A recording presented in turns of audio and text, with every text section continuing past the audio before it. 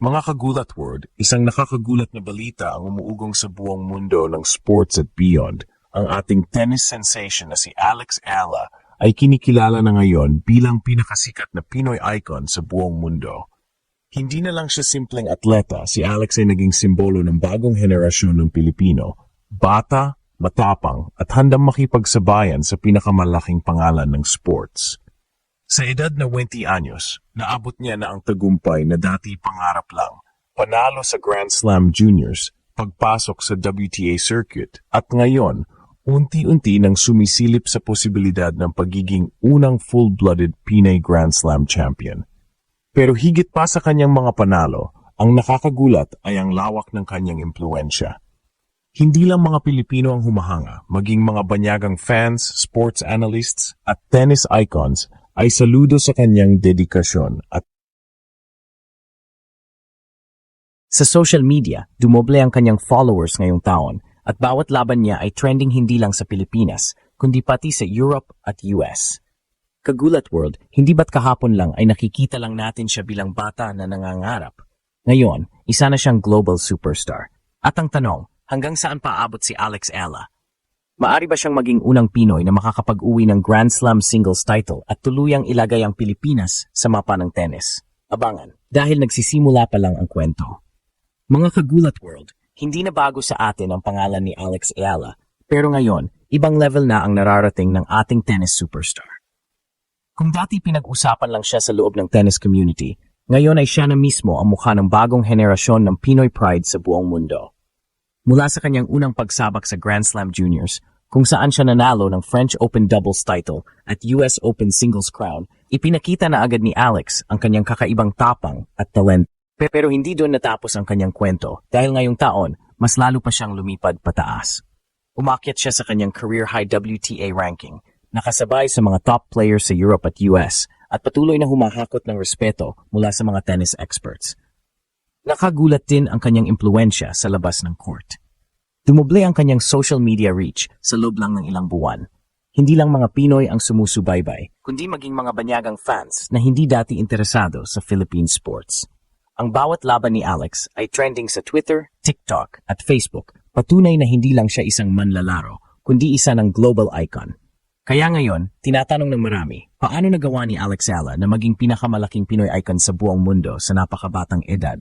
Ang sagot ay simple pero makapangyarihan, kombinasyon ng sipag, sakripisyo at walang takot na pagsuwang sa international stage. Sa murang edad, lumayo siya sa pamilya para mag-training sa Rafa Nadal Academy sa Spain.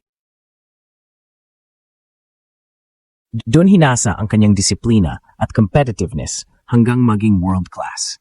Kung tutuusin, kagulat world, hindi lang ito tungkol sa tennis.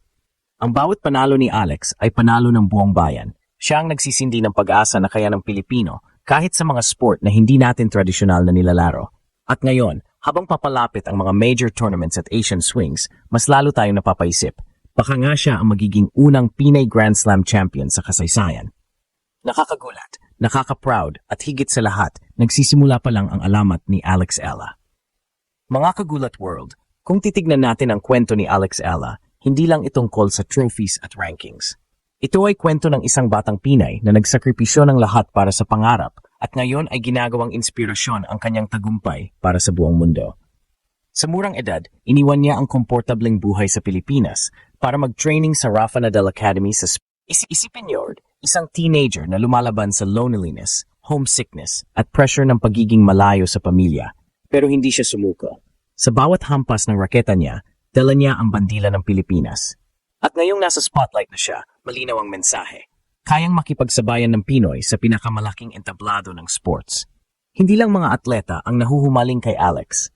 Kahit ang mga ordinaryong tao na dadala sa kanyang determinasyon at fighting spirit. Kapag nakikita natin siyang umaapak sa court, para bang tayo mismo ang lumalaban. Tayo ang kasama niya sa bawat set, sa bawat rally, sa bawat sigaw ng vamos. At hindi lang yan, kagulat world. Ang mga kabataan ngayon ay may bagong idol na tinitingala. Marami na ang nagsisimulang mag-tennis dahil kay Alex. Ang kanyang kwento ay nagsisilbing gabay na kahit hindi ka galing sa bansang powerhouse ng tennis, basta't may puso, may laban ka. Global na ang dating niya, pero nananatiling makabayan si Alex. Lagi niyang inuuna ang pagbibigay pugay sa Pilipinas sa kanyang Lagi niyang dala ang ating watawat. Ipinapakita sa buong mundo kung sino siya at kung saan siya galing. Hindi lang siya basta player, isa siyang ambassador ng lahing Pinoy. Ngayon, habang patuloy siyang nagtatagumpay, lumalabas ang mas malaking tanong. Maabot ba ni Alex Ayala ang pinakamalaking tagumpay ng lahat, ang maging kauna-unahang Grand Slam singles champion mula sa Pilipinas? Kung mangyari yon, kagulat world, hindi lang siya magiging icon, magiging alamat siya. At sa bawat panahong pinapanood natin siya, ramdam natin na hindi na imposible ang pangarap. Dahil sa kanya, lahat tayo ay natuturuan na lumaban, maniwala at huwag sumuko. Nakakagulat, nakaka-proud. At higit sa lahat, tunay na makabayang inspirasyon si Alex Ayala. Mga kagulat world, hindi na natin may kakaila. Si Alex Ayala na ngayon ang pinakasikat na Pinoy icon sa buong mundo. Bakit? Dahil hindi lang sports fans ang nag-uusap tungkol sa kanya, pati mga brands, international media, at global communities ay nakatutok na sa kanyang kwento. Unang-una, tingnan natin ang social media impact. Sa bawat panalo ni Alex, nagti-trending agad ang kanyang pangalan sa Twitter X, Instagram, at TikTok. May milyon-milyong views ang highlights niya at kahit ang mga foreign fans ay sumisigaw ng Philippines represent. Kapag may ganitong digital reach ang isang atleta, kagulat world, ibig sabihin ay may tunay na global following. Ikalawa, ang endorsements at sponsorships. Marami ng multinational brands ang gustong makipag-partner kay Alex dahil nakikita nila ang kanyang potential bilang global ambassador. Tulad ng nangyari kay Naomi Osaka at Carlos Alcaraz, ginagamit ng mga kumpanya ang kanilang star power hindi lang para sa produkto, kundi para iangat ang kultura at identity ng bansa nila. Ganoon na rin ang nangyayari kay Alex. Dala niya hindi lang ang sarili, kundi pati ang buong Pilipinas. Ikatlo, ang media recognition. Hindi lang local outlets ang nagbabalita tungkol kay Alex. Pati mga international sports channels tulad ng ESPN, Tennis Channel, at iba pang European media ay sinusundan ang kanyang journey. Kapag lumalabas ang pangalan ng Pilipinas sa ganitong platforms, malinaw na gawa ni Alex ang imposible. Nailagay niya ang bansa sa global tennis map.